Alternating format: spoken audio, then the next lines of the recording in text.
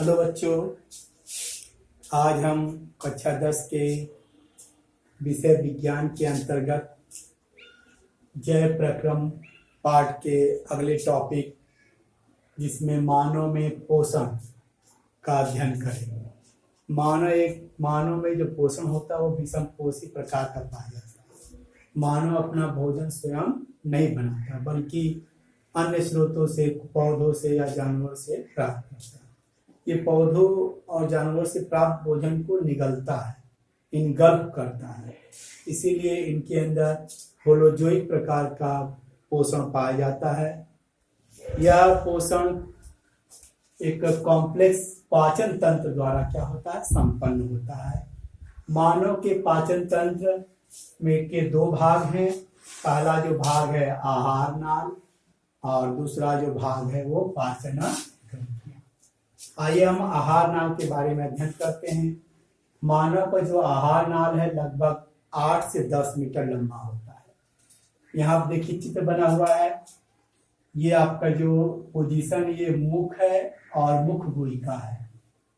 मुख दो अचल होठों द्वारा घिरा हुआ स्थान होता है, वो जाकर के मुख गुहिका में खुलता है। मुख गुहिका हुआ स्थान है जो गाल से, तालू से और जीभ से, तीनों ओर से क्या होता है, घिरा होता है।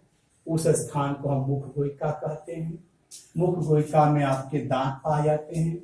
वयस्क में 16 दांत ऊपरी जबड़े में, 16 दांत निचली जबड़े में पाया जाता है। अर्थात वयस्क मनुष्य में दांतों की संख्या 32 होती है। फिर मुख गुहिका में ऐच्छिक पेशियों की बनी लाल ग्रंथियां ऐच्छिक पेशियों की बनी जीभ पाई जाती है और मुख गुहिका में ही क्या होती है, 3 जोड़ी लाल ग्रंथियां पाई जाती है। दांत और जीभ मिलकर भोजन को क्या करते हैं, पीसते हैं और मिक्स करते हैं। आगे हम बढ़ते हैं। दूसरा जो भाग है वो ग्रसनी है। यही वह स्थान है जहाँ पे भोजन और वायु मिलता है।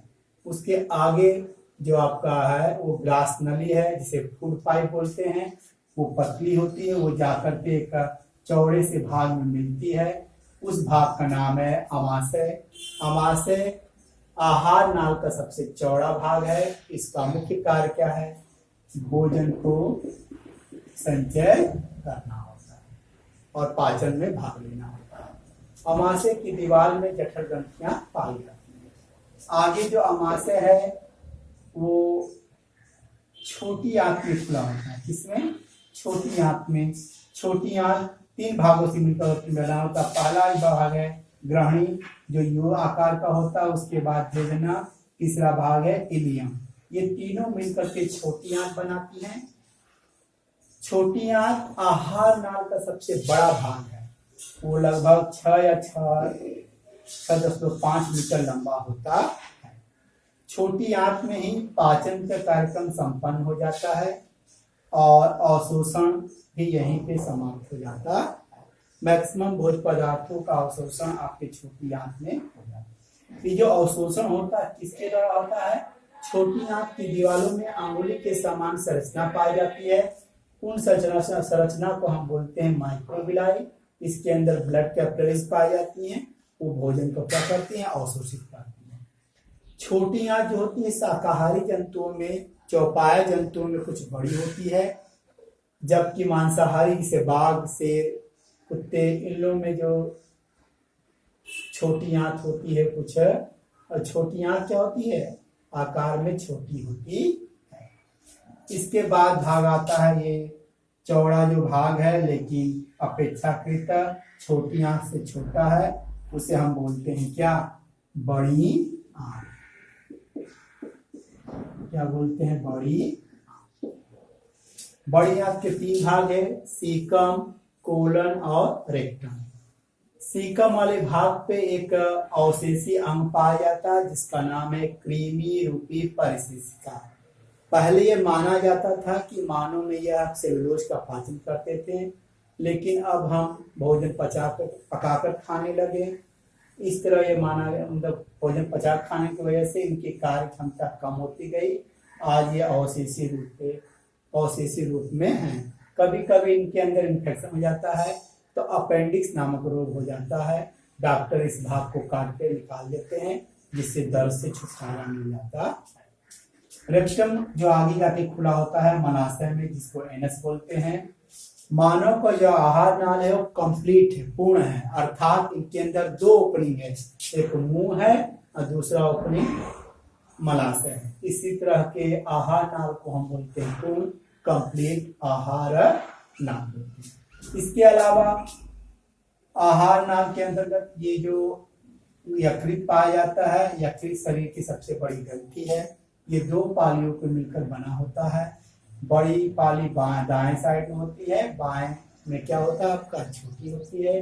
दाएं जो पाली होती है, दाएं पाली के ऊपर क्या है थैलीनुमा संरचना पाया जाता है, जिसको पित्ताशय कहते हैं। यकृत की कोशिकाओं में पित्त रस का स्राव होता है और वो जाकर पित्ताशय में जमा हो जाता है। जरूरत पड़ने पे वह पित्त नलिका से होते हुए ग्राही वाले भाग में खुलता है। अगला जो भाग है वो अग्नाशय है। ये मिक्स ग्लैंड है, अर्थात ये अंतःस्रावी भाग और बहिःस्रावी भाग दोनों से मिलकर बना होता है। अर्थात अग्नाशय से एंजाइम का भी स्राव होता है और हार्मोन्स का भी स्राव होता है। ये हो गया आपका मानव का आहार नाल। अब हम पढ़ते हैं मानव में पाचन ग्रंथियां कौन कौन सी है। पहली जो पाचन ग्रंथि है वो लार ग्रंथि है, जो मुख में पाई जाती है। मनुष्य में 3 जोड़ी लार ग्रंथियां पाई जाती हैं, कर्णमूल ग्रंथि, अधोहनु ग्रंथि, अधोजीवा ग्रंथि। ये एक जोड़ा एक जोड़ा एक जोड़ा, अर्थात 2 2 4 2 6 संख्या में 6 3 जोड़ी क्या होती हैं लार ग्रंथियां पाई जाती हैं। सबसे बड़ी जो लार ग्रंथि होती है वो कर्णमूल ग्रंथि होती है। लार ग्रंथियों से एक तरल पदार्थ निकलता है जिसे हम लार बोलते हैं, सलाइवा बोलते हैं या लाला रस बोलते हैं। इसमें 98% जल पाया जाता है, कुछ श्लेष्म पदार्थ पाए जाते हैं। एंजाइम के नाम पर कार्बोहाइड्रेट पाचक एंजाइम टायरिन पाया जाता है, जिसे सेलेवरी एमाइलेज बोलते हैं। और इनके अंदर लाइसोजाइम पाया जाता है, जो बैक्टीरिया को मारने में हेल्प करता है, भोजन में मौजूद बैक्टीरिया को मारने में हेल्प करता है। लार ग्रंथियों से लगभग 1.5 लीटर लार प्रतिदिन निकलता है। इनका पीएच मान 6.8 होता है। ये हल्का अम्लीय होता है। दूसरा जो जठर ग्रंथि दूसरा जो पाचन ग्रंथि वो जठर ग्रंथि है, जो अमाशय की दीवारों में पाई जाती है। इनसे निकलने वाले रस को हम बोलते हैं जठर रस। जठर रस में श्लेष्म पाया जाता है, HCl पाया जाता है, हाइड्रोक्लोरिक अम्ल, वसा पाचक एंजाइम लाइपेज पाया जाता है। अल्लाह जबकि 2 प्रोटीन पाचक एंजाइम अक्रिय अवस्था में निकलते हैं।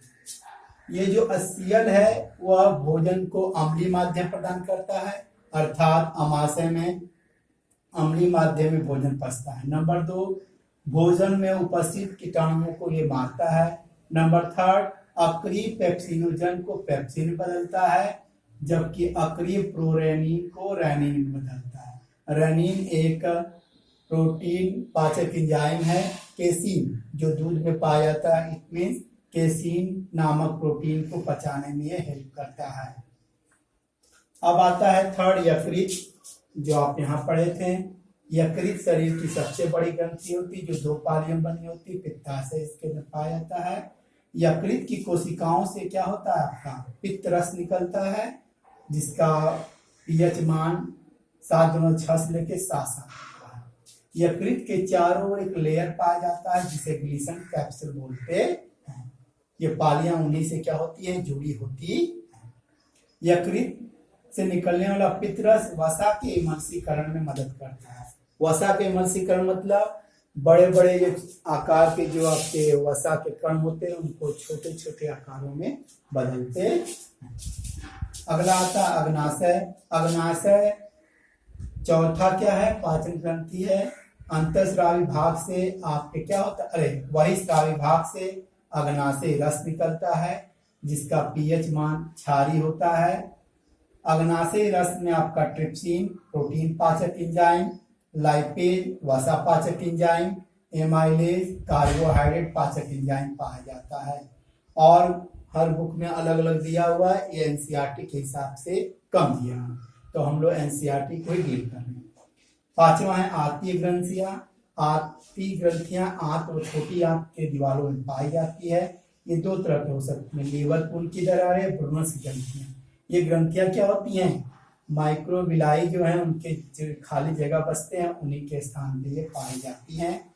आंतीय रस में आपके इरेप्सिन प्रोटीन पाचक enzyme, amylase, maltase, sucrase, lactase, ये चारों कार्बोहाइड्रेट पाचक एंजाइम, और आखिरी में लाइपेज है जो वसा पाचक एंजाइम है। इसके अलावा न्यूक्लिक अम्ल को पचाने वाले भी एंजाइम होते हैं। इस तरह हमने पढ़ा कि मानव के पाचन तंत्र में क्या है, आहार नाल के बारे में स्टडी किया और पाचन ग्रंथियों के बारे में स्टडी किया। अगले वीडियो में हम लोग भोजन के पाचन की क्रियाविधि का अध्ययन करेंगे।